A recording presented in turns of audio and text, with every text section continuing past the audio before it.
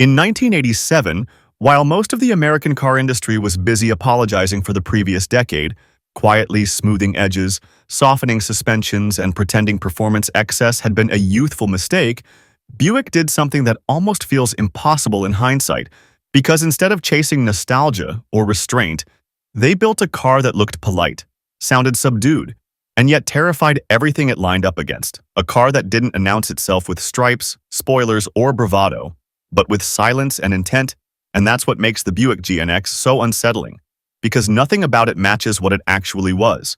Not the badge, not the shape, not the reputation of the brand behind it. And that mismatch is exactly where the story begins, because by the mid-80s, Buick was not supposed to be dangerous. It was supposed to be safe, mature, respectable, the kind of brand associated with comfort and aging loyalty, not with speed or confrontation. And yet under the surface, General Motors was sitting on something awkward. A turbocharged V6 platform that had quietly been embarrassing V8s for years, winning races it wasn't supposed to win, doing things that didn't align with Detroit's carefully rebuilt image. And the GNX wasn't born as a celebration. It was born almost as an afterthought, a closing remark, a last sentence written when nobody was paying attention, because this was the final year of the rear-wheel drive Regal, the end of an era that GM had already decided to move past. And instead of commemorating it with something symbolic, they allowed a small group of engineers to push it just a little further, just enough to see what would happen, and what happened was uncomfortable. Because the GNX didn't just outperform expectations, it rewrote assumptions, and it did so without spectacle, with a blacked-out exterior, subtle badging, and a presence that felt more like a threat than a show. And this is where the GNX separates itself from every muscle car that came before it, because muscle cars wanted to be seen. They wanted to provoke. They wanted attention, while the GNX felt like it was hiding in plain sight, as if it understood that true power didn't need explanation. And that alone unsettled people, because suddenly the fastest thing at the light didn't look fast at all. It looked like something your uncle would drive. And that contradiction mattered, because the 80s were obsessed with image, with excess, with visible wealth and obvious speed. And the GNX rejected that entire visual language, choosing instead to humiliate quietly. And when numbers started circulating, when real-world performance became impossible to ignore, the reaction wasn't celebration, it was disbelief. Because this wasn't just quick for an American car, it was quick in a way that embarrassed European performance icons, cars that were supposed to represent technological superiority, refinement, and prestige. And the fact that a Buick could outrun them created a kind of identity crisis, because what do you do when the rules break like that, when the hierarchy stops making sense? And what makes the GNX even stranger is that it didn't come from a place of confidence. It came from the end, from discontinuation, from a platform already sentenced to death, which gives the car an eerie quality, like something that slipped through because nobody thought it mattered enough to stop. And the more you look at it, the more the GNX feels less like a product and more like a glitch, a brief moment where corporate caution failed and raw capabilities surfaced without permission. And this is why the GNX never tried to become a brand pillar, never tried to spawn a dynasty, because it wasn't supposed to exist in the first place, and the industry's response to it says everything.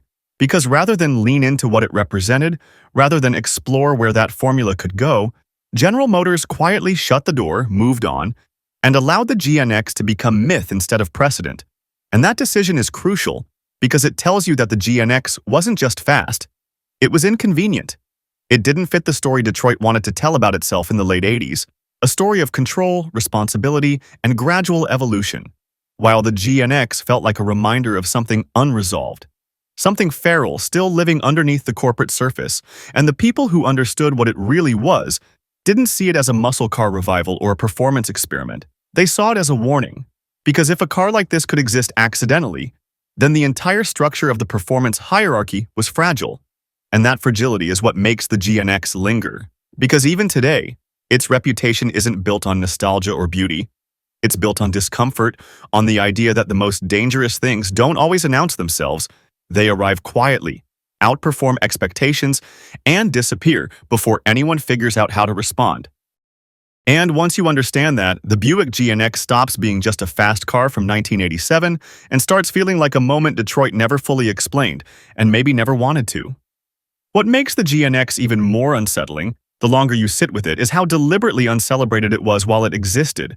Because this wasn't a car launched with fireworks or grand speeches about a new direction. It was produced quietly, in limited numbers, almost cautiously, as if everyone involved understood that drawing too much attention to it might provoke uncomfortable questions.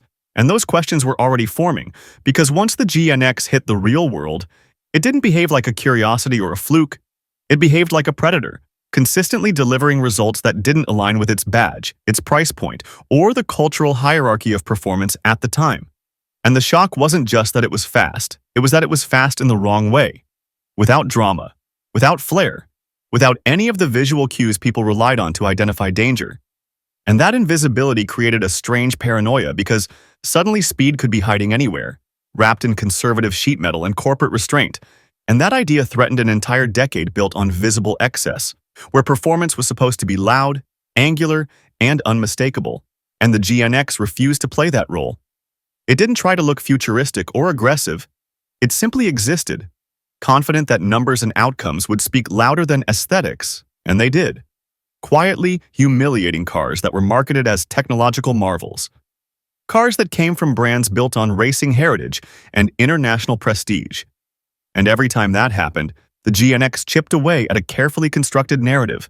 The idea that American performance needed years to recover, that Europe had taken the lead, that the era of raw dominance was over. And what's fascinating is that Buick didn't capitalize on this at all, because capitalizing on it would have required acknowledging it fully, embracing the implications, and possibly admitting that the industry's carefully managed evolution wasn't as controlled as it appeared. And so instead, the GNX was treated like an anomaly, something to be admired quietly and then sealed away. And this silence shaped its legacy more than any marketing campaign ever could, because absence creates myth.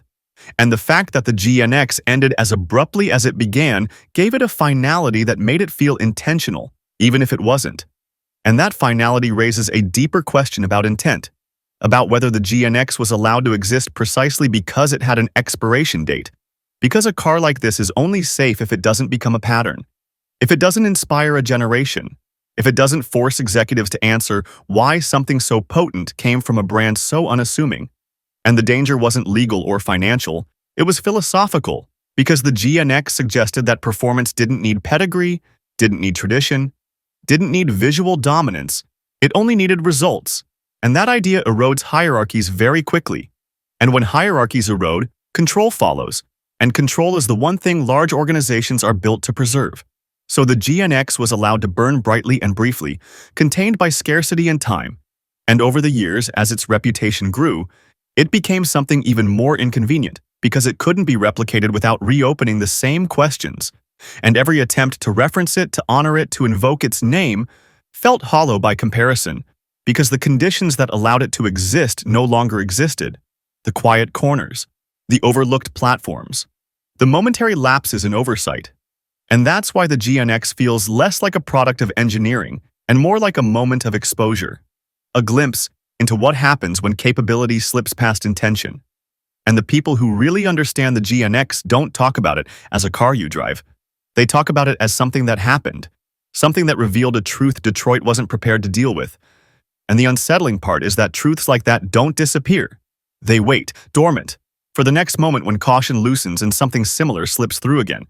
Which leaves an open question hanging over the GNX's legacy, not about whether it was the fastest or the best, but about what else could exist right now that we're not paying attention to, simply because it doesn't look like it should be dangerous.